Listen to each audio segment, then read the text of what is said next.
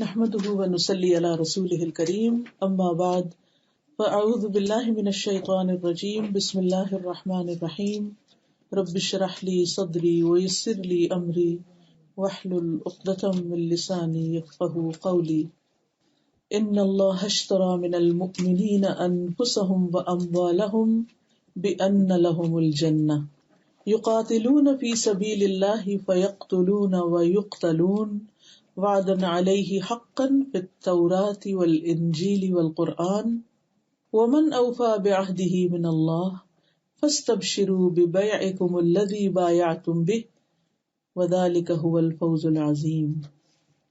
بے شک اللہ نے مومنوں سے ان کی جانیں اور ان کے اموال خرید لیے ہیں، اس کے بدلے کہ یقیناً ان کے لیے جنت ہے۔ وہ اللہ کے راستے میں لڑتے ہیں بس قتل کرتے ہیں اور کیے جاتے ہیں۔ یہ تورات اور انجیل اور قرآن میں اس کے ذمے پکا وعدہ ہے، اور اللہ سے زیادہ اپنا وعدہ پورا کرنے والا کون ہے؟ تو اپنے اس سودے پر خوب خوش ہو جاؤ جو تم نے اس سے کیا ہے، اور یہی بہت بڑی کامیابی ہے۔ یہ مومن توبہ کرنے والے، عبادت کرنے والے، حمد و ثنا کرنے والے، روزہ رکھنے والے، رکوع کرنے والے، سجدہ کرنے والے، نیکی کا حکم دینے والے، برائی سے منع کرنے والے اور اللہ کی حدوں کی حفاظت کرنے والے ہیں، اور ان مومنوں کو خوشخبری دے دیجیے۔ اس وقت آپ کے سامنے سورۃ التوبہ کی آیت نمبر 111 اور 112 پڑھی گئی ہیں۔ اس میں اللہ سبحانہ وتعالیٰ کا مومنوں کے ساتھ ایک معاہدہ ہو رہا ہے، اور وہ معاہدہ کیا ہے کہ تم مجھے اپنی جانیں اور مال دو تو میں تمہیں اس کے بدلے میں جنت دوں گا۔ انسان کی فطرت میں ہے، انسان کے اندر یہ چیز ہے کہ وہ تجارت کر کے اس سے نفع کمانا چاہتا ہے، اور جب وہ کچھ دیتا ہے تو اس کے بدلے میں کچھ لینا چاہتا ہے۔ اللہ سبحانہ وتعالیٰ نے جو کچھ بھی ہمارے پاس ہے، اگر دیکھا جائے تو ہے بھی اللہ ہی کا، ہماری جان ہو یا مال ہو، اس میں سے کوئی بھی چیز ہماری اپنی تو نہیں، لیکن یہ اللہ سبحانہ وتعالیٰ کا احسان ہے کہ دینے کے بعد وہ ان چیزوں کو ہماری ملکیت بتا کر پھر دوبارہ ہم سے خریدنا چاہتا ہے، اور یہ اس کا بہت بڑا احسان ہے۔ یہ ایک طرح کی تجارت ہے۔ اس تجارت کا ذکر سورۃ الصف میں بھی آتا ہے، جس میں اللہ تعالیٰ فرماتے ہیں یا ایھا الذین آمنوا هل ادلکم علی تجارۃ تنجیکم من عذاب علیم، اے ایمان والو کیا میں تمہیں ایسی تجارت کے بارے میں بتاؤں جو تمہیں دردناک عذاب سے بچا دے۔ وہاں کیا بتایا؟ تؤمنون باللہ ورسولہ وتجاہدون فی سبیل اللہ باموالکم وانفسکم ذالکم خیر لکم ان کنتم تعلمون، کہ تم اللہ اور اس کے رسول پر ایمان لاؤ اور اپنے مالوں اور اپنی جانوں کے ساتھ اللہ کے راستے میں جہاد کرو، یہ تمہارے لیے بہتر ہے اگر تم جانتے ہو۔ وہ تمہیں تمہارے گناہ معاف کر دے گا اور تمہیں ایسے باغوں میں داخل کرے گا جن کے نیچے نہریں بہتی ہیں، اور رہنے کی پاکیزہ جگہوں میں جو ہمیشہ کے رہنے کے باغوں میں ہے، یہی بہت بڑی کامیابی ہے۔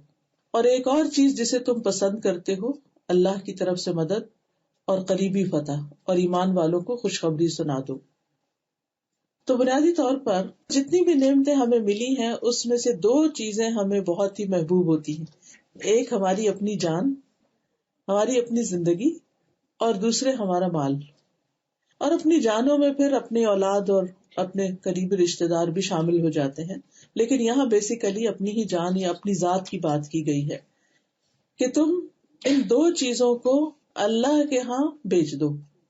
کسی بھی چیز کو بیچنے کا مطلب یہ ہے کہ پھر اس کے بعد وہ چیز ہماری نہیں، وہ اللہ کی ہو گئی، اور اللہ سبحانہ تعالیٰ اسے جیسے چاہے پھر اس کے مطابق ہمیں اس کو خرچ کرنا ہے۔ گویا ہمیں اپنی زندگی اور ہمیں اپنا مال اپنی نہیں اللہ کی مرضی کے مطابق استعمال کرنا ہے، اور اس کا بدلہ کیا ہے؟ جنت ہے۔ اور اس میں آپ دیکھیے کہ آگے جو اللہ کے راستے میں جنگ کی بات ہے اور پھر مارنے اور مرنے کی بات ہے، تو یہ دراصل اس بات کا سمبل ہے کہ ایسے لوگ اللہ کی راہ میں اپنی ہر پیاری سے پیاری چیز دے سکتے ہیں، حتیٰ کہ وہ اپنی جان بھی دے سکتے ہیں۔ اگرچہ ہر شخص سے اس بات کا مطالبہ نہیں اور ہر شخص کے بس میں نہیں، لیکن مطلب اس کا یہ ہے کہ جب کوئی شخص سچے معنوں میں، حقیقی معنوں میں اللہ سبحانہ وتعالیٰ سے اس چیز کا سودا کر لیتا ہے، دینا چاہتا ہے، تو پھر اس کے بعد اس کو کچھ بھی دینا اللہ کے راستے میں مشکل نہیں لگتا. اب دیکھیے، جان دینا تو بہت بڑی بات ہے، لیکن ہماری ذات کی شکل میں ہمارے پاس جو کچھ ہے، ہمارا ٹیلنٹ ہے، ہماری جسمانی قوت ہے، ہمارا ٹائم ہے، ہمارے پاس جو کچھ بھی ہے جس کے ہم خود مالک ہیں، یعنی جو ہمارے اختیار میں ہے، جو ہمارے کنٹرول میں ہے، جو ہمارے پاس ہے. اور وہ کیا ہے ہمارے پاس؟ ہمارا اپنا آپ. بعض اوقات ہم اپنے بچوں کی بھی مرضی کے مالک نہیں ہوتے، ہم دوسروں کے بارے میں بھی کچھ نہیں کہہ سکتے، لیکن اپنی بات تو ہم کر سکتے ہیں نا، کہ میں اللہ سبحانہ تعالیٰ کے لیے کتنا وقت نکال سکتی ہوں. اور پھر ہمارا مال، جو ہماری پرسنل بلانگنگز ہیں، جس پر ہمارا اپنا اختیار ہے، اس کو ہم جہاں چاہیں خرچ کریں. ہم چاہیں تو ہم اس کو اپنے دنیا کی عیش و عشرت میں خرچ کریں، ہم اسے چاہیں تو ان جگہوں پر خرچ کریں جہاں خرچ کرنا اللہ سبحانہ تعالیٰ کو پسند ہے، اور اس کی محبت میں خرچ کریں. جیسے قرآن مجید میں آتا ہے وَيُطْعِمُونَ الطَّعَامَ عَلَىٰ حُبِّهِ مِسْكِينًا وَيَتِيمًا وَأَسِيرًا، کہ وہ اس کی محبت میں کھلاتے ہیں مسکین، یتیم اور قیدی کو. انما نطعمکم لوجہ اللہ لا نرید منکم جزاء ولا شکورا، ہم تمہیں اللہ کی خاطر کھلا رہے ہیں، ہم تم سے نہ کوئی بدلہ چاہتے ہیں نہ کوئی شکریہ چاہتے ہیں. تو گویا انسان جب اپنی جان اور مال اللہ کی مرضی کے مطابق لگاتا ہے تو پھر اس کا بدلہ وہ بندوں سے نہیں چاہتا ہوتا، بلکہ اس کا بدلہ وہ جنت کی شکل میں چاہتا ہے. اسی لیے اللہ تعالیٰ فرماتے ہیں وعدن علیہ حقا، اللہ کے ذمے سچا وعدہ ہے، فی التوراۃ والانجیل والقرآن، جو 3 کتابوں میں جب بھی کوئی بات کی جاتی ہے تو پوچھا جاتا ہے کہ اس کا ریفرنس کیا ہے، کہاں یہ کہا گیا ہے. تو یہ بات 3 جگہوں پہ، یعنی ہر پیغمبر کو جو تعلیمات دی گئی ہیں ان میں یہی بتایا گیا ہے. جیسے موسیٰ علیہ السلام کو تورات دی گئی تو ان کے یہاں بھی یہی بات تھی، انجیل دی گئی تو اس میں بھی یہی بات کی گئی، اور قرآن میں بھی یہی بات کی گئی کہ جو بھی ایسا کرے گا وہ اللہ کے ہاں اس کے بدلے میں جنت پائے گا. وَمَنْ أَوْفَىٰ بِعَهْدِهِ مِنَ اللَّهِ، اللہ سے بڑھ کر اپنے وعدے کو پورا کون کرنے والا ہے؟ یعنی اگر تم اللہ سبحانہ تعالیٰ سے کوئی معاملہ کرتے ہو تو اس میں کوئی دھوکہ نہیں ہوگا تمہارے ساتھ. آپ بندوں کے ساتھ مل کر کوئی بزنس کرتے ہیں کسی پارٹنرشپ میں، یا بندوں کے ساتھ کوئی لین دین کرتے ہیں، کوئی بزنس ڈیل کرتے ہیں، تو آپ نے دیکھا ہوگا جو لوگ اس فیلڈ میں ہیں وہ جانتے ہیں کہ کتنی دفعہ اونچ نیچ ہو جاتی ہے. کبھی ایک پارٹی کچھ گڑبڑ کر جاتی، کبھی دوسری کر جاتی ہے، جو ڈیڈ لائنز ہوتی ہیں وہ میٹ نہیں ہوتی، وعدے کے مطابق کام نہیں ہوتا، اور بہت دفعہ اس میں کہا کچھ جاتا ہے اور جو چیز بدلے میں دی جاتی ہے وہ کچھ اور ہوتی ہے. لیکن انسان جب اللہ سبحانہ تعالیٰ سے کوئی معاملہ کرتا ہے اور سچے دل سے خالص اس کی رضا کے لیے، تو پھر اس میں کسی قسم کے دھوکے کا کوئی امکان نہیں ہوتا. اور اسی لیے اللہ سبحانہ تعالیٰ ہم سے بھی کیا چاہتا ہے؟ اخلاص چاہتا ہے کہ ہم بھی اپنے وعدے میں یا اپنی بات اور قول میں سچے ہوں. تو اللہ تعالیٰ فرماتے ہیں تو اپنے اس سودے پر تم خوش ہو جاؤ. فاستبشروا ببیعکم الذی بایعتم بہ، وہ سودا جو تم نے اللہ کے ساتھ کیا، وہ وعدہ جو تم نے اللہ کے ساتھ کیا. وذالک ھو الفوز العظیم، اور یہی بہت بڑی کامیابی ہے. تو گویا یہ جو سودا ہے یہ دراصل جنت کا سودا ہے. اور اس کے بارے میں حدیث میں آتا ہے الا ان سلعۃ اللہ غالیہ، الا ان سلعۃ اللہ الجنہ، کہ سنو اللہ کا سودا بڑا مہنگا ہے، سنو اللہ کا سودا جنت ہے. یعنی اگر تم اس سے جنت کے خریدار ہو تو اس کی قیمت دینی پڑے گی. یعنی جنت صرف راحت سے یا آرام یا سکون سے یا صرف اپنی خواہشات پر چلنے سے نہیں ملے گی، بلکہ اس کی ایک قیمت ادا کرنی پڑے گی. اور وہ کیا ہے؟ دراصل کہ انسان اپنا مال اور جان اللہ کی خاطر خرچ کرے، یعنی صرف اللہ کو راضی کرنے کے لیے، کسی دکھاوے کے لیے نہیں. اور اس کی بہترین مثال جو ہے وہ انصار ہیں، جنہوں نے نبی صلی اللہ علیہ وسلم کی بہترین طریقے سے مدد کی. اس میں ہم دیکھتے ہیں کہ نبی صلی اللہ علیہ وسلم نے انصار سے یہ کہا تھا کہ اپنے رب عز و جل کے لیے میں تم سے یہ مطالبہ کرتا ہوں کہ تم صرف اس کی عبادت کرو اور اس کے ساتھ کسی کو شریک نہ ٹھہراؤ، اور اپنے ساتھیوں کے لیے یہ مطالبہ کرتا ہوں کہ ہمیں ٹھکانہ دو اور ہماری مدد کرو، اور ہماری حفاظت بھی اسی طرح کرو جیسی اپنی حفاظت کرتے ہو. تو انہوں نے پوچھا کہ اگر ہم یہ کام کریں، یعنی اللہ کی عبادت کریں، شرک نہ کریں اور آپ کی مدد کریں اور آپ کو پناہ دیں، جو ظاہر نبی صلی اللہ علیہ وسلم اور آپ کے ساتھیوں کے لیے مکہ میں رہنا اب دوبھر ہو گیا تھا، تو کہنے لگے کہ پھر ہمیں کیا ملے گا اس کے بدلے میں؟ ظاہر ہے کہ جو لوگ ہجرت کر کے آ رہے ہیں وہ کیا دے سکتے ہیں؟ تو آپ نے فرمایا تمہیں جنت ملے گی. انہوں نے کہا کہ پھر ہم نے آپ سے وعدہ کر لیا کہ ہم آپ کو پروٹیکٹ کریں گے اور اس کے بدلے میں ہمیں آخرت میں جنت چاہیے. اسی وجہ سے ہم دیکھتے ہیں کہ جو انصار ہیں ان کی قربانیاں بہت بڑی بڑی ہیں. مثلا ابو طلحہ ہیں، ان کے واقعہ سب نے سنا ہوگا. جب لن تنالوا البر حتی تنفقوا کی بات آئی تو وہ مدینہ میں ایک بہت خوبصورت باغ کے مالک تھے، اور وہ فوراً آگے اللہ کے رسول صلی اللہ علیہ وسلم کے پاس یہ آیت سن کر کہ اللہ کے رسول صلی اللہ علیہ وسلم، میرا یہ باغ پسندیدہ ترین ہے، میں اسے اللہ کے راہ میں دینا چاہتا ہوں. تو آپ صلی اللہ علیہ وسلم نے فرمایا کہ جو بات تم نے کہی وہ میں نے سن لی، یعنی تمہاری نیت قبول ہو گئی ہے، اور میں یہ مناسب سمجھتا ہوں کہ تم اسے اپنے قریبی رشتے داروں میں خرچ کر دو. اب آپ دیکھیے کہ قریبی رشتے داروں میں بعض اوقات خرچ کرنا بڑا مشکل کام ہوتا ہے، کیونکہ عموماً ان کی طرف سے کوئی اکنالجمنٹ نہیں ہوتی، کوئی تھینکس نہیں ہوتی، وہ فار گرانٹیڈ لیتے ہیں ہر چیز کو، اور لے کر بھی بعض اوقات راضی نہیں ہوتے، خوش نہیں ہوتے، کچھ نہ کچھ. خصوصاً اگر کوئی رشتے دار مالدار ہو اور وہ ان کے مقابلے میں کم حیثیت کے ہوں تو پھر تو شکایات ساری زندگی کے لیے باقی رہتی ہیں، کیونکہ ان کی ایکسپیکٹیشنز بہت زیادہ ہو جاتی ہیں. تو اس میں آپ کچھ بھی کریں تو اس کے بدلے میں آپ کو کچھ نظر نہیں آتا. لیکن یہاں پر آپ دیکھیے کہ ابو طلحہ نے کہا کہ ٹھیک ہے، میں اس کو ایسا ہی کروں گا. چنانچہ انہوں نے اپنے کزنز وغیرہ، چچا کے بیٹوں وغیرہ کو وہ اپنا باغ جو تھا وہ تقسیم کر دیا. اسی طرح ہم دیکھتے ہیں کہ متعدد مواقع ہیں، مدینہ میں طرح طرح کے وفد آ رہے ہیں. ایک وفد آیا اور وہ بہت ہی مشکل اور تکلیف دہ حالت میں تھا، ان کے جسم پر چیتڑے لٹکے ہوئے تھے، ان کے پاس کھانے کو کچھ نہیں تھا. تو نبی صلی اللہ علیہ وسلم نے جب لوگوں سے کہا تو ہر شخص کچھ نہ کچھ اپنے گھر سے لے آیا اور ان کی مدد کی. تو انصار میں سے ایک آدمی ایک تھیلی لایا، اور وہ اتنی بڑی تھیلی تھی کہ خود اس کو اٹھانے سے عاجز تھا. پھر اس کے بعد یہ کہ ایک کے بعد ایک، یعنی ایک دوسرے کو دیکھ کے سب کو موٹیویشن ہوئی. اور اس وقت نبی صلی اللہ علیہ وسلم کا چہرہ ایسے تھا جیسے اس پر سونا چمک رہا ہو، یعنی آپ بے پناہ خوش ہو رہے تھے. آپ صلی اللہ علیہ وسلم نے ایک موقع پر فرمایا، لوگو اللہ کے دیے ہوئے اس مال کے بدلے اپنے نفسوں کو خرید لو. اگر تم میں سے کوئی بخل کرے کہ اپنا مال لوگوں کو نہ دے تو وہ اپنے آپ سے شروع کرے اور خود پر صدقہ کرے. اللہ کے دیے ہوئے رزق میں سے کھائے اور پہنے، یعنی اللہ نے مال اس لیے نہیں دیا کہ اس کو صرف جمع کرتے رہو، صرف سیونگز پر ہی ساری توجہ رکھو اور فقیروں جیسا حال بنا کے رکھو. نہیں، اپنے آپ سے ہی شروع کرو اور اس کو خرچ کرو. کیونکہ اسلام میں بیسیکلی جو تعلیم دی گئی، جیسے سورۃ البقرہ کے شروع میں آتا ہے وَمِمَّا رَزَقْنَاهُمْ يُنْفِقُونَ، اس میں سے جو ہم نے ان کو رزق دیا وہ خرچ کرتے ہیں. یہ نہیں کہا کس پہ خرچ کرتے ہیں، دوسروں پہ کرتے ہیں، اپنے پہ کرتے ہیں، لیکن یہ کہ خرچ کرتے ہیں. تو اسلام کا مزاج جو ہے وہ خرچ کرنے کا ہے، دینے کا ہے، تاکہ اس سے لوگوں کے اندر خوشحالی آئے. پھر اسی طرح ابو امامہ سے روایت ہے، ایک آدمی نے آپ صلی اللہ علیہ وسلم سے پوچھا کہ کون سا صدقہ سب سے افضل ہے؟ آپ نے فرمایا اللہ کی راہ میں کسی خیمے کا سایہ مہیا کرنا، یا اللہ کی راہ میں کسی خادم کی خدمت کرنا، یا اللہ کی راہ میں کسی نر جانور پر کسی کو سوار کرنا، یعنی کسی کو سواری دینا. پھر اسی طرح اللہ کے راستے میں انسان جو بھی دیتا ہے، یعنی اللہ کی خاطر دیتا ہے یا اللہ کے دین کے لیے دیتا ہے، تو قرآن مجید میں آتا ہے وَمَا تُنْفِقُوا مِنْ شَيْءٍ فِي سَبِيلِ اللَّهِ يُوَفَّ إِلَيْكُمْ وَأَنْتُمْ لَا تُظْلَمُونَ، اور تم جو چیز بھی اللہ کے راستے میں خرچ کرو گے وہ تمہاری طرف پوری لوٹا دی جائے گی اور تم پر ظلم نہیں کیا جائے گا.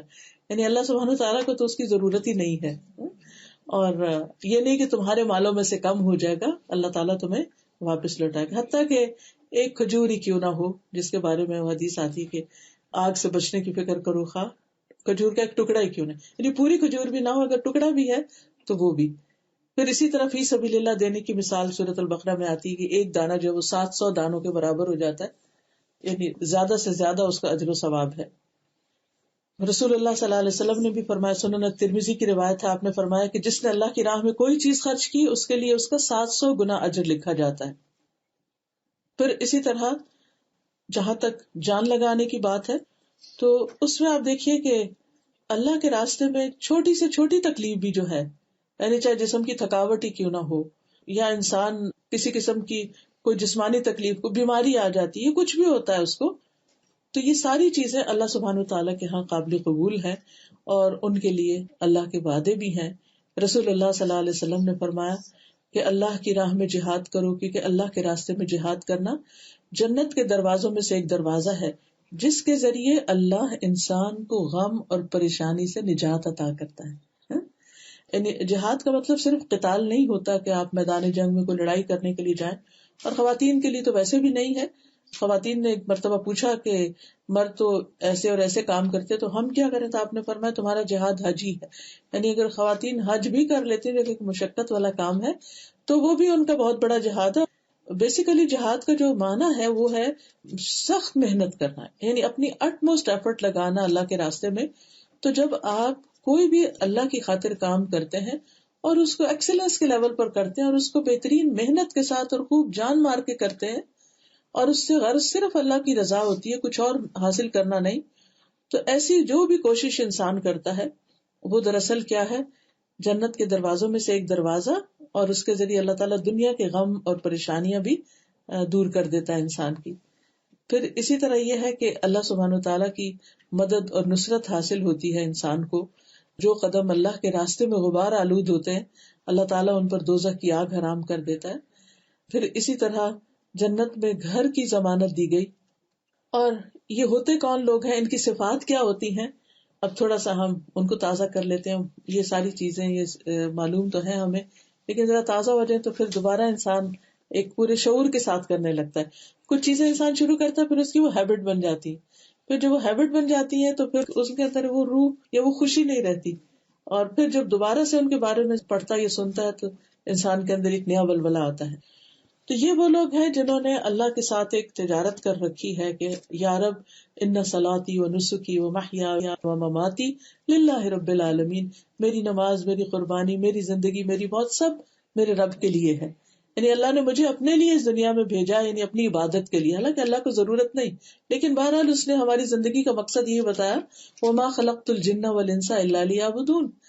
تو جب ہم اس کی عبادت کے لیے، تو یہ عبادت خالص اس کے لیے، وما امروا الا لیعبدوا اللہ مخلصین لہ الدین، اور انہیں حکم یہی دیا گیا کہ وہ اللہ کے لیے عبادت کریں، دین کو صرف اس کے لیے خالص کرتے ہوئے.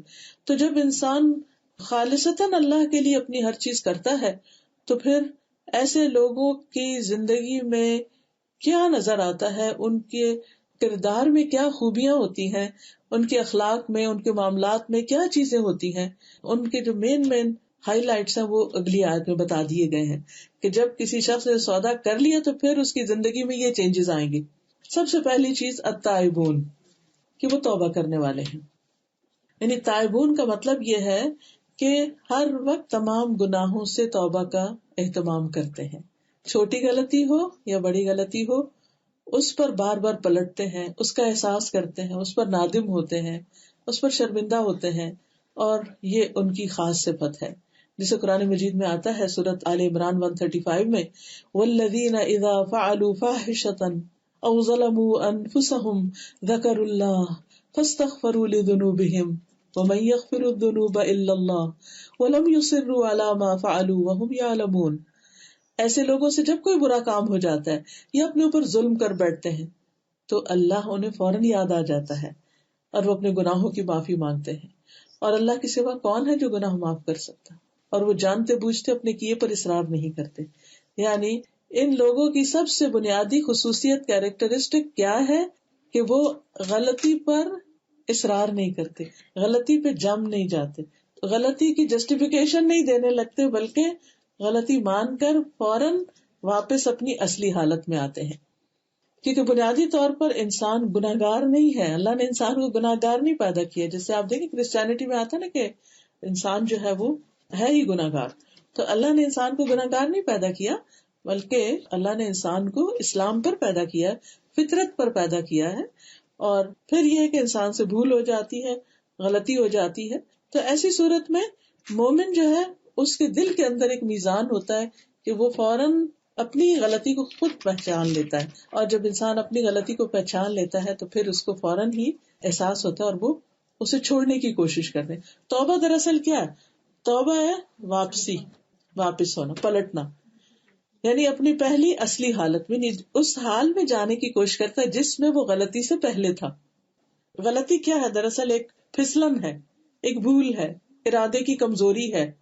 کبھی نفس کے ہاتھوں انسان مجبور ہو کر، کبھی بھول چوک کر، کبھی غلطی سے انسان اللہ کی نافرمانی کا کام کر لیتا ہے. تو پھر جو ہی اس کا احساس ہوتا ہے کہ نہیں میں نے ٹھیک نہیں کیا، چاہے اس کے منہ سے کچھ نکلا ہو، چاہے اس کے عمل میں کچھ ایسی چیز ہو، تو وہ واپس ہوتا ہے کہ نہیں مجھے یہ نہیں کرنا، وہ اپنے دل کو واپس اطمینان کی حالت میں لے کر آتا ہے.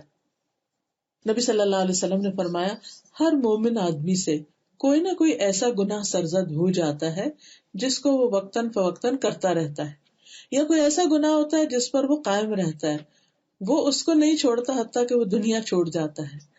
مومن کو اس حال میں پیدا کیا گیا کہ وہ فتنوں میں گرنے والا، بہت توبہ کرنے والا اور بھولنے والا ہوتا ہے. ادھر توبہ کرتے پھر بھول کے وہی کچھ کر بیٹھتا ہے، لیکن جب اسے نصیحت کی جاتی ہے تو وہ واعظ و نصیحت قبول کرتا ہے، اس کو ایکسپٹ کرتا ہے، اپنی غلطی کو ماننے والا ہوتا ہے. پھر اسی طرح بخاری میں آتا ہے کہ مومن اپنے گناہوں کو ایسے محسوس کرتا ہے جیسے وہ کسی پہاڑ کے نیچے بیٹھا ہوا، یعنی اس کو بوجھ اپنے اوپر محسوس کرتا ہے، اپنے دل پر، اور ڈرتا ہے کہ کہیں اس کے اوپر نہ آ جائے. اور بدکار اپنے گناہوں کو مکھی کی طرح ہلکا سمجھتا ہے کہ وہ اس کے ناک کے پاس سے گزری اور اس نے اپنے ہاتھ سے ہی اس کو اڑا دیا، یعنی اس کو کوئی احساس نہیں ہوتا کہ اس نے غلط کام کیا. لیکن مومن کی شان یہ ہے کہ وہ بار بار اللہ کی طرف رجوع کرتا ہے، بار بار پلٹتا ہے اور کہتا ہے. حدیث میں آتا ہے نبی صلی اللہ علیہ وسلم اللہ سبحانہ وتعالیٰ سے روایت کرتے ہیں کہ اللہ تعالیٰ فرماتے ہیں کہ ایک آدمی گناہ کرتا ہے، پھر کہتا ہے اللہ میرے گناہ معاف کر دے. اللہ تعالیٰ فرماتا ہے میرے بندے نے گناہ کیا اور اسے علم ہے کہ اس کا کوئی رب بھی ہے جو گناہ معاف کرتا ہے یا ان پر پکڑ بھی سکتا ہے، تو میں نے اپنے بندے کو معاف کر دیا. یعنی ایز لانگ ایز بندہ میری طرف واپس آتا ہے اور مجھ سے مانگتا ہے تو میں اس کو معاف کر دیتا ہوں. لیکن یہ ہے کہ انسان فوراً پلٹنے کی کوشش کرے، اس پر جمے نہیں، کیونکہ پھر بعض اوقات بھول بھی جاتا ہے انسان کو کہ میں نے کوئی غلطی کی تھی.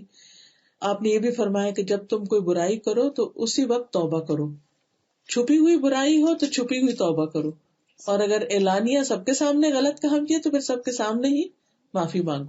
آپ صلی اللہ علیہ وسلم نے یہ بھی فرمایا کہ میں دن میں 70 سے 100 بار استغفار کرتا ہوں. حالانکہ آپ صلی اللہ علیہ وسلم کے تو اگلے پچھلے گناہ معاف ہو چکے تھے، اس کے باوجود یہ دراصل کیا تھا کہ تھوڑی دیر کے لیے بھی اگر دل پہ کوئی ایسی کیفیت آئے جیسے آپ نے کہا کہ میرے دل پہ بھی غبار سا آ جاتا ہے تو میں پھر استغفار کرتا ہوں. تو اگر ہم کسی وقت اللہ تعالیٰ کو بھول جاتے ہیں یا اس کے ذکر سے غافل ہو جاتے ہیں یا ہم کوئی ایسی بات کر لیتے ہیں تو اس میں بھی توبہ ہوتی ہے. پھر ہر مجلس میں توبہ، کہیں پر بھی انسان ہو، چاہے دین کی مجلس ہو دنیا کی ہو، دونوں میں ہی توبہ. اور ایسے لوگ اللہ کے محبوب بندے ہیں. ان اللہ یحب التوابین ویحب المتطہرین. اور ہر آدمی خطا کار ہے اور بہترین خطا کار وہ ہیں جو توبہ کر لیتے ہیں، اور اسی میں انسان کے لیے فلاح بھی ہے، اور پھر یہ کہ جنت میں داخلے کا ذریعہ بھی یہی ہے. یا ایھا الذین آمنوا توبوا الی اللہ توبۃ نصوحا عسیٰ ربکم ان یکفر عنکم سیئاتکم وَيُدْخِلَكُمْ جَنَّاتٍ تَجْرِي مِن تَحْتِهَا الْأَنْهَارُ. کہ توبہ کر لو، سچی توبہ، امید ہے کہ تمہارا رب تمہارے سے برائیاں دور کر دے گا اور تمہیں ایسی جنتوں میں داخل کرے گا جن کے نیچے نہریں بہ رہی ہیں. دوسری صفت جو یہاں بتائی گئی اللہ سبحانہ وتعالیٰ کے ساتھ سودا کرنے والوں کی، بزنس ڈیل کرنے والوں کی، وہ ہے العابدون، عبادت کرنے والے لوگ ہوتے ہیں. یعنی چونکہ اس سودے میں یہ کہ اللہ ہم نے اپنی جان تجھے دی، تو پھر کیا ہے، پھر اپنی نیند اور اپنا آرام اور وہ چیزیں چھوڑ کر اللہ کے حضور عبادت کرتے ہیں. اور اس میں عبادت میں سب سے اہم ترین چیز جو ہے وہ اپنے فرائض کی ادائیگی ہے. چاہے نماز ہو، روزہ ہو، حج ہو، زکوٰۃ ہو، کچھ بھی ہو، تو اس میں فرض کی ادائیگی، پھر فرض کی ادائیگی کے بعد نوافل کی بھی ادائیگی. اور ان لوگوں کی صفت قرآن مجید میں دوسری جگہ یہ بتائی گئی ہے، رجال لا تلہیہم تجارۃ ولا بیع عن ذکر اللہ وإقام الصلاة وإیتاء الزکاة یخافون یوما تتقلب فیہ القلوب والابصار. وہ لوگ جنہیں اللہ کے ذکر، نماز قائم کرنے اور زکوٰۃ دینے سے نہ تجارت غافل کرتی ہے نہ خرید و فروخت. یعنی تجارت ہے کہ انسان خود کو بزنس کرے، خرید و فروخت کیا جسے انسان بازار میں جا کے کچھ اپنے لیے خریدتا ہے. یعنی ان کا ٹائم ٹیبل نمازوں کے ارد گرد ہوتا ہے، نہ کہ سارا ٹائم ٹیبل بنا کے کہیں نہ کہیں نماز ادھر ادھر فٹ کر دے انسان. وہ اس دن سے ڈرتے ہیں جس میں دل اور آنکھیں الٹ جائیں گی، یعنی خوف کے مارے. اسود کہتے ہیں میں نے عائشہ رضی اللہ تعالیٰ عنہ سے پوچھا کہ نبی صلی اللہ علیہ وسلم اپنے گھر میں کیا کیا کرتے تھے؟ تو انہوں نے کہا آپ اپنے گھر کے کام کاج کرتے تھے، اپنے گھر والوں کی خدمت کرتے تھے، اور جب نماز کا وقت ہوتا تو سب کچھ چھوڑ کر نماز کے لیے چلے جاتے تھے. تو یہ ایک بہترین نمونہ ہے آپ کا ہمارے لیے کہ گھر میں گھر والوں کے ساتھ مل جل کر رہنا، جو بھی کام کاج ہے، جو بھی ذمہ داری ہے، لیکن جب نماز کا وقت آئے تو فوراً اللہ کے حضور حاضر ہونا. اور یہ حدیث بھی بڑی خوبصورت ہے جس میں آپ صلی اللہ علیہ وسلم نے فرمایا کہ اللہ تعالیٰ فرماتے ہیں کہ میرا بندہ جن جن باتوں سے میرا قرب حاصل کرتا ہے، میرے قریب ہوتا ہے، ان میں کوئی عبادت مجھے اس سے زیادہ محبوب نہیں جو میں نے اس پر فرض کی ہے. یعنی عام طور پر ہم سمجھتے ہیں کہ شاید نوافل ادا کر کے ہم اللہ کے قریب ہو سکتے ہیں، وہ بھی ہے، لیکن نوافل کی نسبت فرائض کی پابندی اور ان کو احسن طریقے سے ادا کرنا، یہ انسان کو سب سے زیادہ اللہ کے قریب کرتا ہے.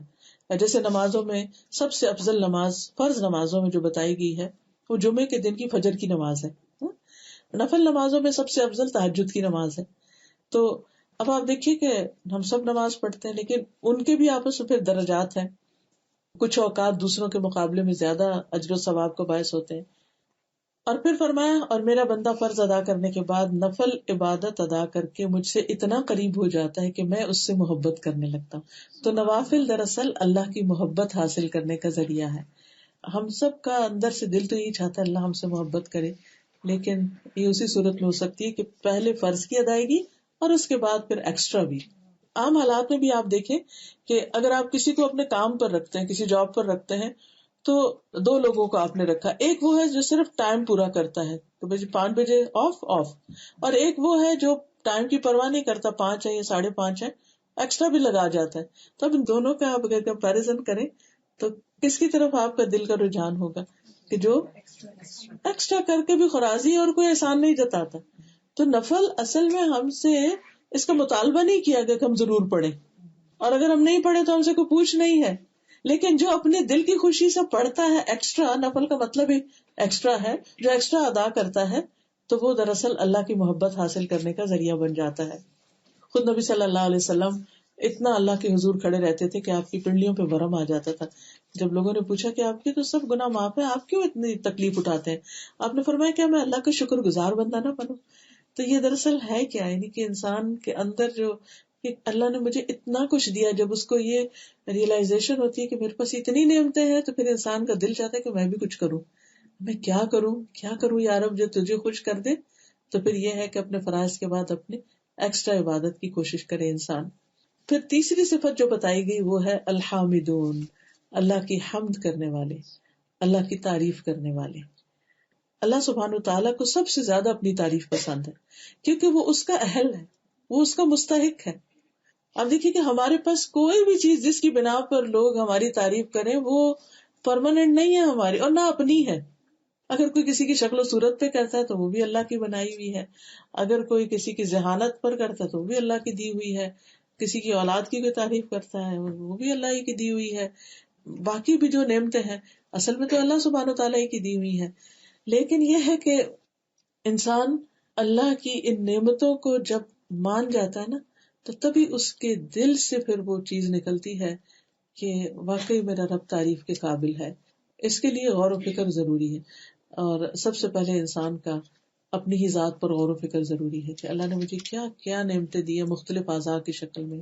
میری آنکھیں، میرے کان، میری زبان، میرے ہاتھ، میرے پاؤں، میرے جسم کے دل، زبان، ناک، بال، ایک ایک چیز کے اندر بے شمار فائدے ہیں ہمارے لیے. اور جس طریقے پر یہ سارے ایک دوسرے سے کوآرڈینیٹ کر رہے ہیں اور جس طرح کام کر رہے ہیں ہمارا جسم، قرآن مجید میں آتا ہے وَفِي أَنفُسِكُمْ أَفَلَا تُبْصِرُونَ. تمہارے اپنے جان کے اندر، جسم کے اندر نشانیاں موجود ہیں، کیا تم دیکھتے نہیں ہو؟ یعنی ان کو دیکھنا، ان پر غور و فکر کرنا انسان کو دراصل اللہ کا شکر گزار بناتا ہے. یعنی شکر انسان کے اندر تب آتا ہے جب انسان نعمت کو نعمت سمجھتا ہے، اس کو اللہ کا انعام سمجھتا. ہم ڈیزرو نہیں کرتے یہ ساری چیزیں، اللہ جب چاہے جو چیز لے لے سو لے لے، لیکن جو اس نے ہمیں دی اس پر ہمارے لیے لازم ہے کہ پھر ہم اس کی تعریف کریں کہ اس نے ہمیں دیا اور اس کا شکر ادا کریں. تو آپ دیکھیے کہ ہمارے پاس جو کچھ ہے وہ تو عارضی ہے، لیکن جو اللہ کا ہے وہ تو ہمیشہ ہمیشہ کے لیے ہے. تو ہم جو ہوتی ہے یا شکر جو ہوتا ہے یہ صرف خوشحالی میں نہیں ہوتا، یہ تکلیف کی حالت میں بھی. بندہ مومن جو ہے وہ اللہ کے فیصلوں پہ راضی ہوتا ہے. کسی نے بہت اچھی خوبصورت بات کی، کسی بزرگ کا قول ہے کہ جب میں دعا کرتا ہوں اور اللہ تعالیٰ میری دعا قبول کر لیتا ہے اور مجھے وہ چیز دے دیتا ہے جو مجھے چاہیے ہوتی ہے تو میں اس پر بھی خوش ہوتا ہوں. لیکن جب اللہ تعالیٰ مجھے کوئی چیز نہیں دیتا تو میں اس پر اور بھی زیادہ خوش ہوتا ہوں، کیونکہ پہلا میرا فیصلہ تھا، میری چاہت تھی، اور دوسرا اللہ کا فیصلہ تھا، اور اللہ کا فیصلہ میرے فیصلے سے زیادہ بہتر ہے. تو میرے حق میں اگر میں کوئی اپنے لیے چیز مانگ رہی ہوں، اپنی اولاد کے لیے مانگ رہی ہوں اور وہ نہیں مل رہی، تو اس میں ضرور کوئی خیر اور بھلائی کی بات ہے. تو اللہ کی رضا پہ جب کوئی راضی ہو جاتا ہے تو ایسا بندہ تنگ دستی اور پریشانی اور رنج اور غم اور راحت اور خوشی ہر حال میں پھر اللہ تعالیٰ کی تعریف کرتا رہتا ہے، اور ہر تکلیف میں وہ اس کی ساتھ ہی نعمت کو یاد کرتا ہے. کیونکہ کوئی تکلیف ایسی نہیں زندگی میں کہ جس کے ساتھ ہمیں نعمتیں نہ ملی ہوں، یعنی اس کے علاوہ ہمارے پاس بے شمار نعمتیں ہوتی ہیں. تو تعریف صرف وہ کر سکتا ہے جو تکلیف کے وقت نعمت دیکھ سکتا ہو. اور سب سے پہلے لفظ جو اللہ تعالیٰ نے آدم علیہ السلام کو سکھائے تھے وہ الحمدللہ ہی کے تھے. حدیث میں آتا ہے کہ اللہ سبحانہ تعالیٰ نے جب آدم علیہ السلام کو پیدا کیا اور ان میں روح پھونکی اور وہ روح ان کے سر تک پہنچی تو ان کو چھینک آئی اور کہا الحمدللہ رب العالمین. یعنی اللہ تعالیٰ نے ان کے اندر یہ یعنی لفظ ایک طرح سے ڈال دیے. تو اللہ تعالیٰ نے جواب میں فرمایا یرحمک اللہ، اللہ تم پہ رحم فرمائے. اور قرآن مجید کا آغاز بھی کس سے ہوتا ہے؟ الحمدللہ سے. تو اسی لیے ہم نے یہ کیا کہ سمجھ ہی نہیں آتی کہ کیا کیا پڑھے اللہ کی تعریف ہے. تو ہم نے قرآن پاک کی کچھ حدیثوں میں سے جو نبی صلی اللہ علیہ وسلم کے مسنون الفاظ ہیں تعریف کے، وہ ہم نے اس کارڈ کی شکل میں سارے اکٹھے کر دیے تاکہ انسان دن میں کم از کم یا کسی وقت اگر سارے بیٹھ کے ایک دفعہ اچھی طرح پڑھے، کیونکہ ان کے بے شمار فائدے بھی احادیث میں ساتھ ملتے ہیں کہ کس طرح اللہ تعالیٰ بندے سے راضی ہوتا ہے جب بندہ ان الفاظ میں اللہ تعالیٰ کی تعریف کرتا ہے. ایک شخص جو شاعر تھے وہ نبی صلی اللہ علیہ وسلم کے پاس آئے، کہنے لگے کہ یا رسول اللہ میں نے شعر میں اپنے رب کی مدح کی ہے. تو آپ نے فرمایا کہ بے شک تمہارا رب اس کو پسند کرتا ہے، اور آپ نے فرمایا کہ حمد سے بڑھ کر کوئی چیز اللہ کو زیادہ محبوب نہیں. یعنی اللہ تعالیٰ بندے سے اس وقت بہت راضی ہوتا ہے جب بندہ اللہ کی تعریف کر رہا ہوتا ہے، حمد کر رہا ہوتا ہے. اور قیامت کے دن افضل ترین بندے وہ ہوں گے جن کے بارے میں آتا ہے کہ افضل عباد اللہ یوم القیامت الحمادون. اللہ کے افضل ترین بندے قیامت کے دن وہ ہیں جو بہت زیادہ اللہ کی تعریف کرتے ہیں، ہر حال میں تعریف کرنے والے. اور سب سے افضل تعریف جو ہے وہ الحمدللہ کہنا ہے، جو میزان کو بھر دیتا ہے. یعنی اللہ اتنا خوش ہوتا ہے کہ اتنا اس کے بدلے میں عطا کرتا ہے.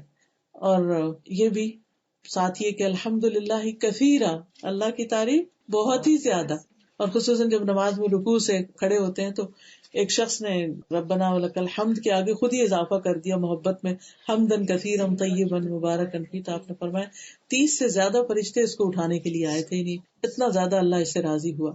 پھر اسی طرح سب سے پہلا کلمہ صبح اٹھتے ہی ہم کیا کہتے ہیں؟ الحمدللہ الذی احیانا بعد ما اماتنا الیہ النشور. اسی طرح نبی صلی اللہ علیہ وسلم جب بستر پر جاتے تھے تو رات کو آخری جو باتیں دعائیں پڑھتے ان میں بھی الحمدللہ الذی اطعمنا وسقانا وکفانا وآوانا وکم ممن لا کافی لہ وکم ممن لا موی لہ. کتنے ہی ایسے ہیں جن کو کفایت کرنے والا کوئی نہیں، نہ ہی ان کا کوئی ٹھکانہ ہے. پھر اسی طرح سبح بحمد ربک بالعشی والابکار، صبح و شام خاص طور پر اللہ کی تعریف بیان کرنی چاہیے. پھر جو شخص ہر لقمے یا گھونٹ پر الحمدللہ کہتا ہے اللہ سبحانہ وتعالیٰ اس سے راضی ہو جاتا ہے. ہم کہتے ہیں یا اللہ تو راضی ہو جائے، اللہ تو راضی ہو جائے. کھانا پینا تو سب کے ساتھ ہی ہے، تو کتنی دیر لگتی ہے کہ ایک دفعہ پینے کے بعد جب گلاس آپ نیچے کریں تو اتنی دیر میں الحمدللہ بھی کہہ سکتے ہیں. ہم پینے کے دوران سانس تو لینا ہی ہوتا ہے، اور اسی لیے 3 سانسوں کا بھی حکم ہے کہ انسان ٹھہر ٹھہر کے پیے. پھر اسی طرح لباس پہنتے ہوئے الحمدللہ الذی کسانی ھذا، اللہ کا شکر جس نے مجھے یہ پہنایا. پھر اسی طرح کسی مصیبت سے زدہ شخص کو دیکھ کر انسان الحمدللہ کہے کہ اللہ کا شکر ہے جس نے مجھے اس سے بچا لیا. آفانی مما ابتلاک بہ وفضلنی علی کثیر ممن خلق تفضیلا. پھر اسی طرح اگر کوئی تکلیف دہ حالت ہو تو اس میں بھی الحمدللہ علی کل حال پڑھے کہ ہر حال میں اللہ کا شکر، کیونکہ نبی صلی اللہ علیہ وسلم ایسے ہی کیا کرتے تھے. حتیٰ کہ جب کسی کا بچہ فوت ہوتا ہے تو اس وقت بھی انسان اگر الحمدللہ کہتا ہے تو اللہ سبحانہ تعالیٰ فرشتوں سے خاص طور پہ پوچھتے ہیں کہ جب تم نے میرے بندے کے بچے کی جان لی تو وہ کیا کہہ رہا تھا؟ تو وہ بتاتے ہیں کہ وہ تیری تعریف کر رہا تھا، یعنی تجھ سے راضی تھا. تو اللہ تعالیٰ فرماتے ہیں میرے اس بندے کے لیے جنت میں ایک گھر بناؤ جس کا نام بیت الحمد رکھو، یعنی ایسا گھر کہ جسے دیکھتے ہی سب اس کی تعریف کرنے لگے. پھر اسی طرح مومن کے یہ الفاظ دنیا سے جاتے ہوئے بھی ہوتے ہیں، آخری جو اس کے الفاظ ہوتے ہیں نا لا الہ الا اللہ کے علاوہ. حدیث میں آتا ہے کہ مومن کے ہر حال میں خیر ہے، اس کی جان اس کے دونوں پہلوؤں سے نکل رہی ہوتی ہے، اس حال میں کہ وہ اللہ کی تعریف کر رہا ہوتا ہے، الحمدللہ کہہ رہا ہوتا ہے. اور یہ اسی وقت کہہ سکتا ہے نا انسان مرتے وقت بھی، جب زندگی میں اس کو عادت ہو جائے ہر حال میں الحمدللہ کہنے کی. اور پھر جنت میں جب داخل ہوں گے اہل ایمان تو اس وقت کیا کہیں گے؟ وقالوا الحمد للہ الذی ہدانا لہذا وما كنا لنهتدی لولا ان ہدانا اللہ. اللہ کی تعریف ہے ساری کی ساری کہ جس نے ہمیں یہ راستہ دکھایا، ہمارے بس میں نہیں تھا کہ ہم یہاں پہنچتے.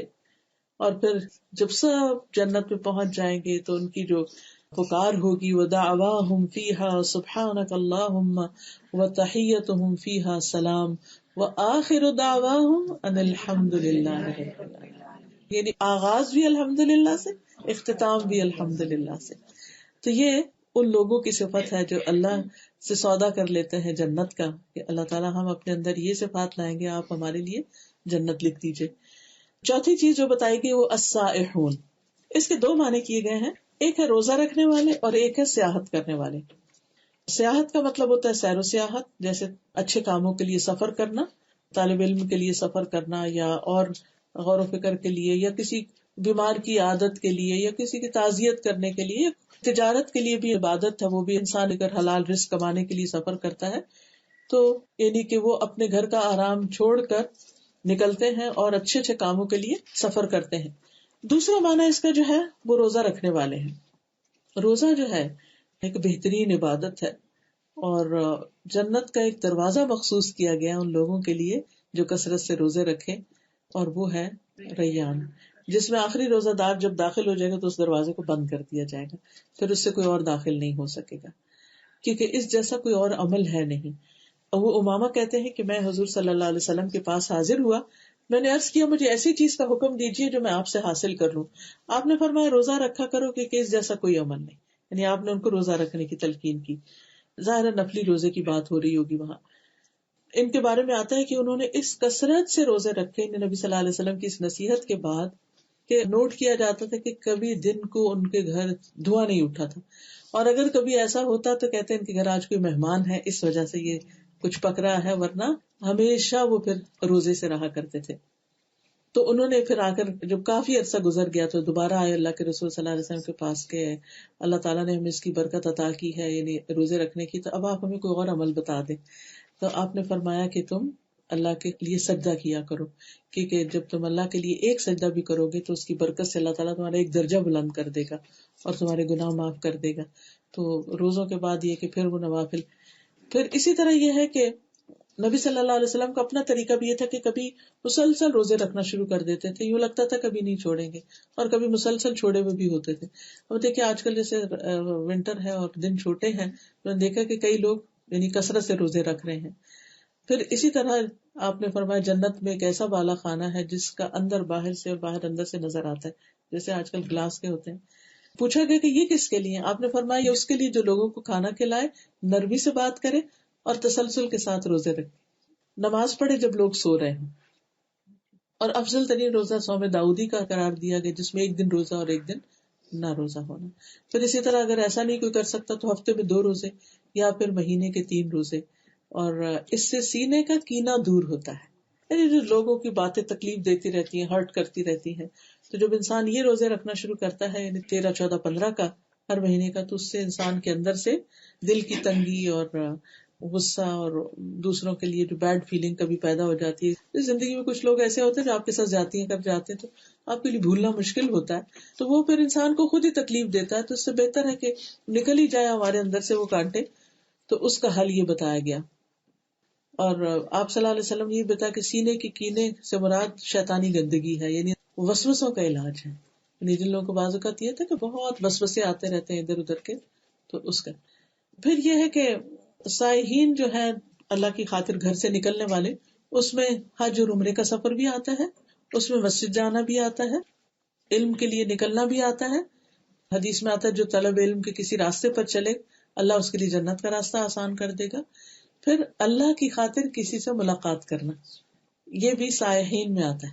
اللہ کی محبت میں کسی سے ملاقات کے لیے جانا یا کسی کو وزٹ کرنا. رسول اللہ صلی اللہ علیہ وسلم نے فرمایا جو کسی بیمار کی عیادت یا اپنے دینی بھائی سے اللہ کے لیے ملاقات کرنے جاتا ہے تو ایک پکارنے والا پکار کر کہتا ہے تم بھی پاک ہو اور تمہارا چلنا بھی پاک ہے اور تم نے جنت میں گھر بنا لیا. کیونکہ ظاہر ہے کہ مصروف زندگی میں سے وقت نکال کر کسی بیمار کو پوچھنے کے لیے جانا یا کسی کی خیر خبر رکھنا.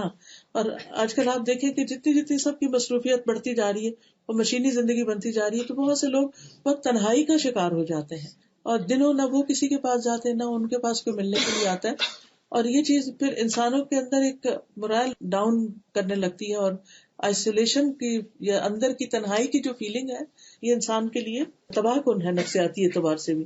تو محض کسی کو کمپنی دینے کے لیے جانا صرف اللہ کی خاطر, کوئی اور غرض نہیں, یہ بھی اتنا بڑا کام بتایا گیا. اگلی صفات ایسے لوگوں کی کیا ہے؟ الراکعون الساجدون, رکوع کرنے والے اور سجدہ کرنے والے. مطلب کیا ہے؟ کثرت سے نماز پڑھنے والے, یعنی نوافل کی طرف اشارہ ہے. صحابہ کرام کی جو صفت قرآن مجید میں آتی ہے وہ کیا ہے؟ محمد رسول اللہ والذین معہ اشداء علی الکفار رحماء بینہم تراہم رکعا سجدا یبتغون فضلا من اللہ ورضوانا, کہ وہ رکوع کرنے والے, سجدے کرنے والے اور اپنے رب کا فضل اور رضا ڈھونڈتے ہیں. یعنی ان کی غرض ان نمازوں سے کیا ہے کہ ہمارا رب راضی ہو جائے. اور سجدوں کی کثرت سے ان کے چہروں پر نشان ہے. حدیث میں آتا ہے کہ جب بندہ نماز کے لیے کھڑا ہوتا ہے تو اس کے سارے گناہ لا کر اس کے کندھے پہ رکھ دیے جاتے ہیں, اور جب وہ رکوع کرتا ہے, سجدہ کرتا ہے تو اس سے گرنے لگتے ہیں. وضو سے بھی گرتے ہیں, پھر نماز سے بھی. اور جس کے سجدوں کی کثرت ہوگی وہ قیامت کے دن نبی صلی اللہ علیہ وسلم کی صحبت بھی اور جنت میں قرب بھی نصیب ہوگا. جیسے آپ نے فرمایا اپنے خادم سے کہ تم کچھ مانگو مجھ سے تو تمہیں ملے گا, تو اس نے کہا میں جنت میں آپ کا ساتھ چاہتا ہوں. تو نے کہا اچھا اگر یہ چاہتے ہو تو پھر اس معاملے میں تم سجدوں کی کثرت سے میری مدد کرو. اگلی صفت جو بتائی گئی وہ ہے الامرون بالمعروف والناہون عن المنکر, نیکی کا حکم دینے والے, برائی سے روکنے والے, یعنی امر بالمعروف اور نہی عن المنکر کرنے والے. اور اس میں تمام چیزیں آ جاتی ہیں, فرائض کے بارے میں بتانا, نوافل کے بارے میں, اور چیزوں کے بارے میں, اچھی نیکی کے کاموں کے. قرآن مجید میں بھی آتا ہے کنتم خیر امۃ اخرجت للناس تأمرون بالمعروف وتنہون عن المنکر, یعنی امت کا عمومی طور پر یہ کام ہے, لیکن یہ ہے کہ مومن مردوں اور عورتوں دونوں کے لیے آتا ہے. سورۃ التوبہ میں ہی آتا ہے والمؤمنون والمؤمنات بعضهم اولیاء بعض یأمرون بالمعروف وینہون عن المنکر. اور پھر آخری جو بات بتائی گئی والحافظون لحدود اللہ, اللہ کی حدود کی حفاظت کرنے والے. اللہ کی حدود کیا ہے؟ حلال حرام کی جو لمٹس ہے, ہمیں لمٹس اور باؤنڈریز ہر چیز میں بتا دی گئی ہیں. جیسے شادی کے رشتے میں, یعنی کہ ان ریلیشن شپ کے اندر, یا کھانے پینے کے معاملے میں, یا لباس کے معاملے میں, یا اور چیزوں کے معاملے میں, ہر چیز جیسے گفتگو کے معاملے میں بھی لمٹس بتا دی گئی ہیں کہ کیا بات کرنی جائز ہے اور کیا کرنا جائز نہیں. اور اس کے بارے میں بڑی خوبصورت ایک حدیث آتی ہے. آپ صلی اللہ علیہ وسلم نے ابن عباس کو جب ان کے ساتھ سواری پر بیٹھے ہوئے تھے تو آپ نے فرمایا کہ احفظ اللہ یحفظک, تم اللہ کی حفاظت کرو اللہ تمہاری حفاظت کرے گا. اور اللہ کی حفاظت سے مراد کیا ہے؟ اللہ کی حدود کی حفاظت, یعنی اللہ تعالیٰ نے جن چیزوں کی تمہیں رخصت دی ہے, جہاں تک دی ہے اسی لمٹ کے اندر تم رہو. اور پھر کیا ہے؟ وبشر المؤمنین, ایسے مومنوں کو خوشخبری دے دو. کس چیز کی خوشخبری؟ جنت کی خوشخبری, جس کا سودا انہوں نے اپنے رب سے کیا ہے کہ اگر وہ ان صفات کو اپنائیں گے تو انشاءاللہ ان کے لیے اللہ اپنے وعدے کو پورا کرے گا اور وہ جنت کی شکل میں ہے. اللہ سبحانہ وتعالی ہم سب کو عمل کی توفیق عطا فرمائے. آخر دعوانا الحمدللہ رب العالمین. اگر آپ میں سے کوئی کچھ کہنا چاہے, کچھ مزید ایڈ کرنا چاہے, کوئی بھی چیز, تو پلیز آپ کیجیے. بہت زیادہ مشکل ہوتا ہے نا کہ اپنی جان اور اپنا مال, تو آئی سیڈ کہ اس کا اللہ تعالیٰ نے لے ہی لی ہم سے, already is purchased it and we should be happy about this transaction. تو پھر خوشی سے یہ کام کریں, چاہے عبادت ہو گئی, چاہے لوگوں کو ہیلپ کرنا ہو گیا, سرو کرنا ہو گیا, we are meant to do that. لیکن شیطان ہمارے دل میں وسوسہ ڈالتا, فلاں تمہیں یوز کر رہا ہے, مس یوز کر رہا ہے, وہ ایب یوز کر رہا ہے, وہ فلاں یوز کر رہا ہے. مختلف طریقے ہوتے ہیں نا جس سے انسان کو خیر کے کام سے ہٹایا جاتا ہے. اور جو ہی اگر کوئی ہمیں یہ کہے نا فلاں تمہیں یوز کر رہا ہے, اب یقین کریے اتنا نیگیٹو جملہ اور اتنا نفسیاتی اثر ہے اس میں, انسان کہتے ہیں اچھا, اور وہ کام نیکی کو چھوڑ کے بیٹھ جاتا ہے, فلاں بے وقوف بنا رہا ہے تمہیں. انسان ہمیشہ اپنی نیت صحیح رکھے. اگر کوئی یوز بھی کر رہا ہے تو وہ اس کی نیت کی خرابی اور اس کی بد اخلاقی, لیکن اگر انسان کی اپنی نیت درست ہے تو جتنی اس کی ہمت طاقت ہے جو اچھا کام کرنے کی اسے کر ڈالے. الحمدللہ کے بارے میں آئی تھنک حدیث ایک ہے کہ اگر کسی کو اللہ سے کوئی چیز ملتی ہے تو وہ اس کے واپس الحمدللہ کہتا تو اللہ کو زیادہ اچھی چیز دیتا ہے جو اس سے ملی ہے. لئن شکرتم لازیدنکم. لئن شکرتم لازیدنکم. جب ہمیں کوئی بھی چیز ملی تو ہم اس پہ الحمدللہ کہتے ہیں. تو یہ جو چیز ہے نا یہ چھوٹی ہے مگر یہ جو لفظ نکلے ہیں نا منہ سے یہ میزان میں بہت بھاری ہے. یعنی دنیا میں کوئی چیز نعمت ہمیں ملتی ہے تو وہ تو ختم ہو جانے والی ہے لیکن اس کے بدلے میں جو ہم نے الحمدللہ کہہ دیا وہ ہمارے لیے سیو ہو گیا. اور آپ دیکھیے کہ سورۃ الدہر کی شروع میں کیا آتا ہے انا خلقنا الانسان من نطفۃ امشاج نبتلیہ فجعلناہ سمیعا بصیرا. اور آگے آتا ہے اما شاکرا و اما کفورا کہ خواہ شکر گزار بنے یا پھر ناشکرہ بنے. یہی اصل میں ہمارا ٹیسٹ بھی یہی ہے. ہمارا اصل امتحان یہ ہے کہ ہمارا جو رویہ ہے دنیا میں وہ کیسے انسان کی طرح شکر گزار کی طرح یا ناشکرے کی طرح. اور باقی شکر گزار ہونا جو ہے نا یہ آسان نہیں ہے خصوصاً تکلیف کے وقت میں. پچھلے دنوں میں کسی درس پر تھی تو انہوں نے اپنا واقعہ بتایا وہ بڑا ہی حیران کن ہے. سعودی عرب میں تھی وہ پہلے پھر وہاں سے یہاں آئے وہ لوگ. کہتے ہیں کہ وہاں پر میرا بیٹا پیدا ہوا اور وہ فوت ہو گیا. تو کہتے کہ جو ڈاکٹر نرس اور جو بھی کوئی وہاں پر عرب لوگ آئے وہ سب الحمدللہ کہیں. تو مجھے بڑا عجیب لگا کہ یہ کیا میرا بیٹا فوت ہو گیا اور یہ سارے الحمدللہ کہہ رہے ہیں. تو کہتے کہ میں نے پھر اس پہ پوچھا کہ بھئی میرے اوپر یہ بات گزری اور آپ الحمدللہ کیوں کہہ رہے ہیں اس پر. پھر کہتی کسی نے مجھے یہ حدیث سنائی. کہتی اس وقت تو میرے ایسے آنسو آئے کہ اچھا کہ اس الحمدللہ کا بدلہ جنت میں بیت الحمد ہے. کہتی میں نے وہی دعا مانگی کہ اللہ مجھے اور بچہ دے اور اس کو بھی واپس لے تاکہ میں الحمدللہ کہوں اور تو مجھے جنت میں گھر دے. کہتی پھر میری دعا ایسے ہی قبول ہوئی. دوبارہ پریگننٹ ہوئی, بیٹا پیدا ہوا, پھر وہ فوت ہوا اور انہوں نے الحمدللہ کہا. میرے تو رونگٹے کھڑے ہو گئے. میں نے کہا کتنا بڑا حوصلہ ہے. اور کہتی ہے کہ واقعی جب میں نے کہہ دیا الحمدللہ تو مجھے قرار آ گیا. تو پہلے تو بچہ گیا تھا ایک اور بھی گیا تو میں کہتی کہ مجھے وہ قرار آ گیا کہ میں نے اللہ کو راضی کر دیا. مجھے پہلے پتہ ہی نہیں تھا کہ غم کے موقع پر بھی اللہ کو کیسے راضی کرتے ہیں, کیا کہہ کے راضی کرتے ہیں. ایسے بھی لوگ ہوتے ہیں کہ جن کے لیے اللہ تعالیٰ آسان کر دیتا ہے. ہاں اس میں یہ نہیں کہا گیا کہ کوئی کچھ مہینوں کے لیے ٹریولنگ کرے یا ایک دن کے لیے کرے یا دن میں 2 دفعہ کرے. اس میں جو کام بتائے گئے نا اللہ کی خاطر یعنی کسی کی عیادت بھی کرنے نکلے. ابھی میں جو ذکر کیا نا جن چند چیزوں کو اس میں حدیث کے الفاظ میں آتا ہے کہ جیسے کوئی بیمار ہے اس کی عیادت کرنے کے لیے گئے. آج جی وہ جمعے کا خطبہ آپ لوگوں نے سنا ہوگا جو مصلح خان نے بتایا کہ وہ 73 ایئر کا شخص تھا اور اس نے 30 سال علم حاصل کیا. تو وہ بڑا فرسٹریٹ ہو رہا تھا کہ میرے علم سے کوئی فائدہ نہیں کسی کو پہنچ رہا. تو انہوں نے پوچھا کہ تم کرتے کیا ہو؟ تو انہوں نے کہا کہ میں رینڈملی ہاسپٹلز میں جاتا ہوں اور مریضوں کو دیکھتا ہوں اور اللہ نے مجھے بہت مال دیا ہے تو میں ان لوگوں کو کہتا ہوں کہ کسی کو ہیلپ چاہیے تو مجھے بتاؤ تو میں ان کی مدد کر دیتا ہوں. تو انہوں نے کہا کہ یہ وہ چیز ہے جس کے لیے ہم خواہش کرتے ہیں کہ ہمیں بھی توفیق ہو.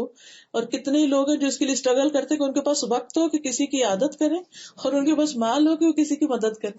تو آلریڈی جو آپ کر رہے ہیں یہی تو اصل بات ہے. جو علم حاصل کیا اس پر عمل ہو رہا ہے.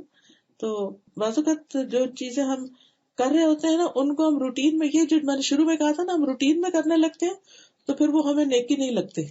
ہم سمجھتے ہیں کہ شاید جو ہم کر رہے ہیں وہ ٹھیک نہیں ہے. لیکن جس چیز کے پیچھے بھی ہماری نیت اچھی ہوگی, چاہے وہ کسی بیمار کو وزٹ کرنا ہے, چاہے کوئی بیمار نہ بھی, اللہ کی خاطر اللہ کی محبت میں کسی کی ملاقات کرنا ہے یا علم حاصل کرنا ہے یا سیکھنے جانا ہے یا سکھانے جانا ہے یا اور کوئی بھی نیکی کا کام ہے, حج ہے, عمرہ ہے, کسی غریب کی مدد ہے. اب حضرت ابوبکر اور عمر کیا کیا کرتے تھے, وہ خلیفہ بننے کے باوجود وہ جا کے اس کی جھاڑو لگا کے صبح صبح آ جاتے ہیں جھونپڑی میں بڑھیا کی اور اس کی بکری کا دودھ دو کے آ جاتے ہیں.